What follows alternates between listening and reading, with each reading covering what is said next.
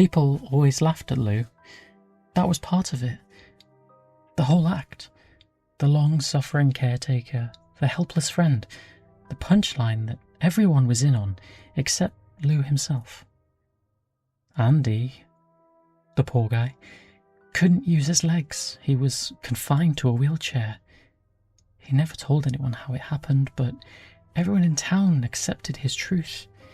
Except it was a lie, a scam, to get disability benefits from the government, to get sympathy from strangers, and to get his dear old friend Lou back into his life.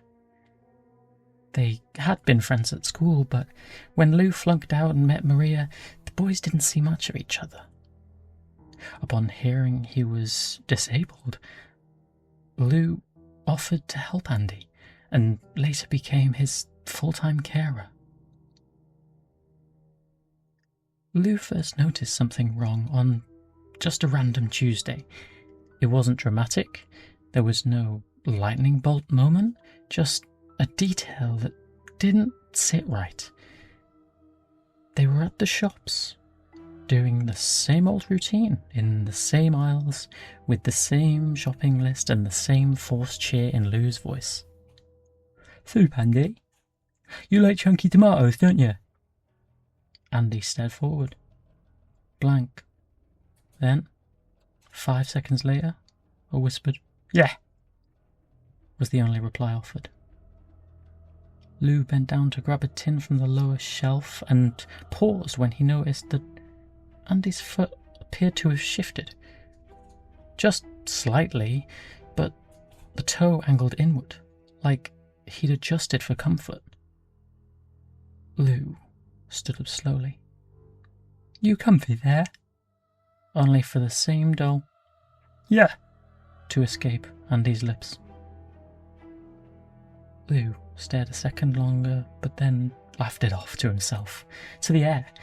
But something had already started to itch. Suspicion had started to bubble slowly. Small things appeared more and more obvious to Lou. Day by day and week by week, Andy's knees wouldn't stay where Lou left them.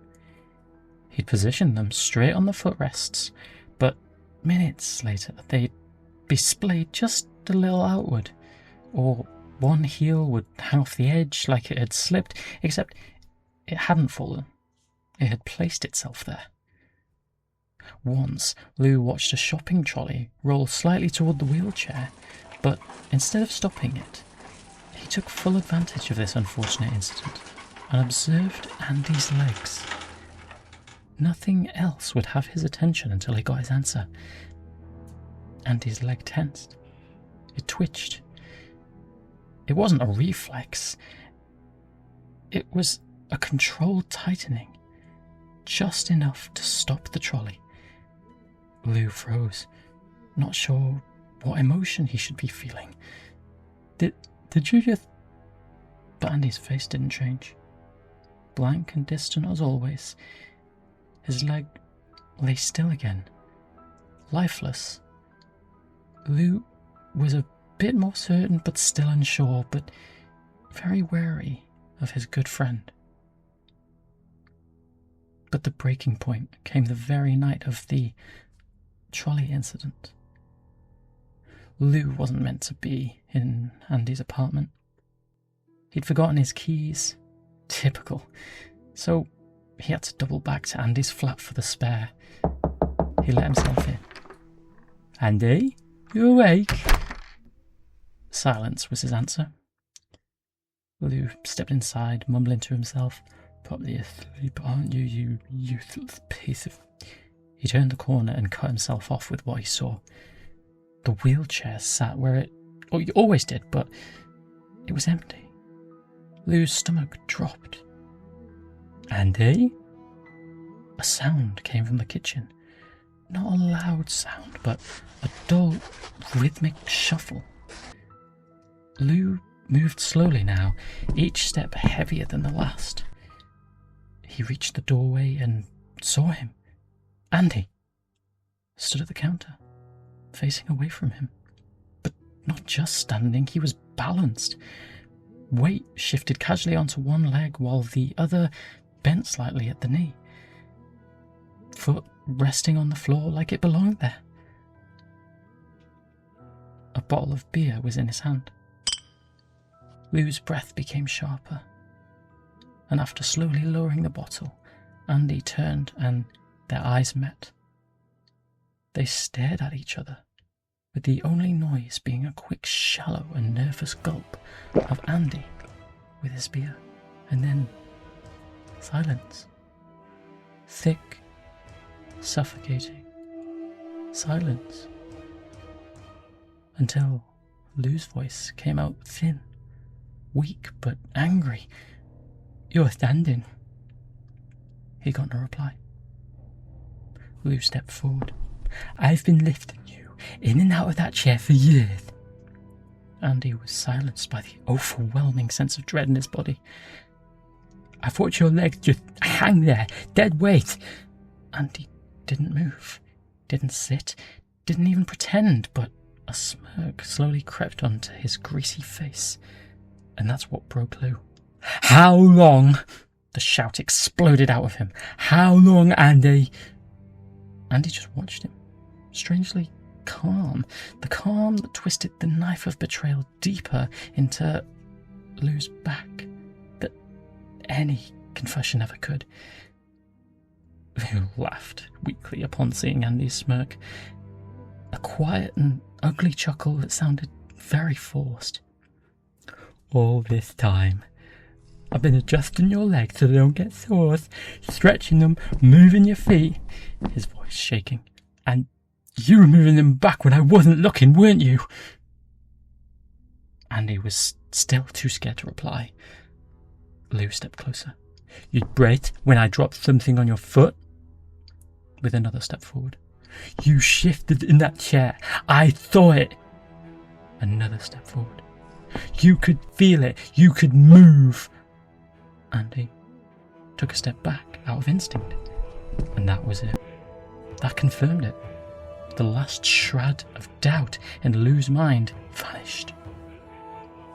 What happened next felt distant, unreal, like watching someone else taking over his body. Lou grabbed Andy. Andy moved then. He really struggled, but it was too late and Lou was too strong. "You've had your fun," Lou hissed. Years of quiet resentment poured into his grip.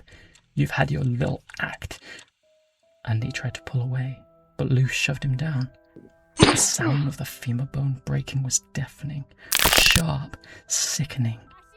Andy's body convulsed with pain, a scream escaping his mouth for a split second, but Lou anticipated it, grabbing Andy's neck, strangling him with such force that he caused a laryngeal fracture, irreversibly damaging Andy's voice box, so not even a squeak could leave his deceitful, lying mouth. His face twisted into pure panic, into genuine fear, just in time for him to pass out from the shock.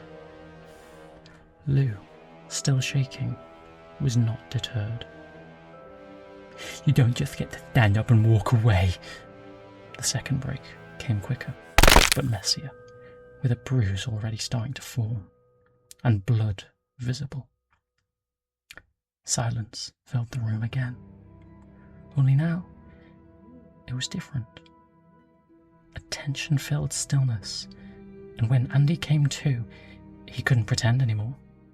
His legs lay twisted, wrong, bent in angles they never should have been able to. He realized how his legs were useless now, truly useless as he had been pretending they were through these many years of falsehood. His chest heaved and his eyes begged, but when he tried to speak, nothing, not even a gurgled rasp, just silence. Lou still stood over him, his hands finally starting to settle, and the anger lifted out of him as quickly as it had taken over him. "There," he whispered, "you don't have to pretend anymore." And by morning, nothing seemed out of place. Lou pushed the wheelchair down the street, doing the same old routine, with the same old smile. Nice day out, Andy. You like the fresh air, don't you? Andy sat snubbed, still, only moving when the wheelchair would jolt slightly when Lou pushed him up a curb. Terrified of the man who had once been his loyal friend, he couldn't understand why Lou kept up the facade, but it's not like he could ask. His voice was irreparably damaged and lost in the previous night's depravity. People would pass the pair and they would smile and laugh along with Lou, but Andy refused to smile, to laugh. And the townspeople would just roll their eyes and assume he was just being himself. He was just daydreaming again. No one noticed the way Andy's fingers dug into the armrests. The look of fear in his eyes. No one noticed anything, because now there was nothing to notice, was there? Andy wasn't pretending anymore. But it didn't matter.